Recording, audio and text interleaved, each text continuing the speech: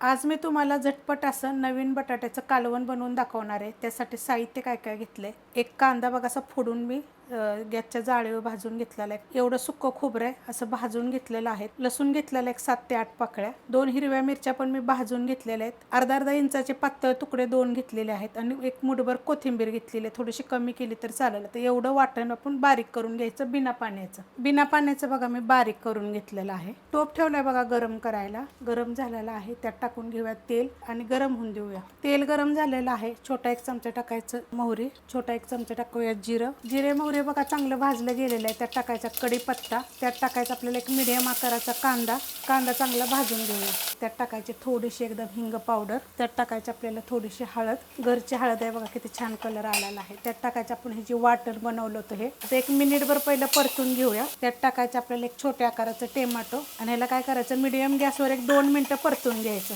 आणि त्यात आपण टाकूया साहित्य। चवीनुसार मीठ टाकायचं, 1 चमचा गरम मसाला पावडर, 1 चमचा आपला कोल्हापुरी मसाला, जिरे धने पावडर 1 चमचा आणि ह्याला चांगलं परतून घेऊया। आता ह्याच्यामध्ये आपले शिजवलेले बटाटे टाकून घ्यायचे। मीडियम आकाराचे 3 बटाटे शिजवून साल काढून हाताने चुरून घेतलेले आहेत, तुकडे वगैरे केलेले नाहीयेत आणि जास्त असे एकदम गाळ शिजवायचे नाहीयेत। आता गॅस करणार आहे मीडियम आणि ह्यात आपण चांगलं परतून घेऊया। ह्यात आपल्याला पाणी टाकायचं आहे, तर मी गरम पाणी केलेलं आहे ते टाकणार आहे मी।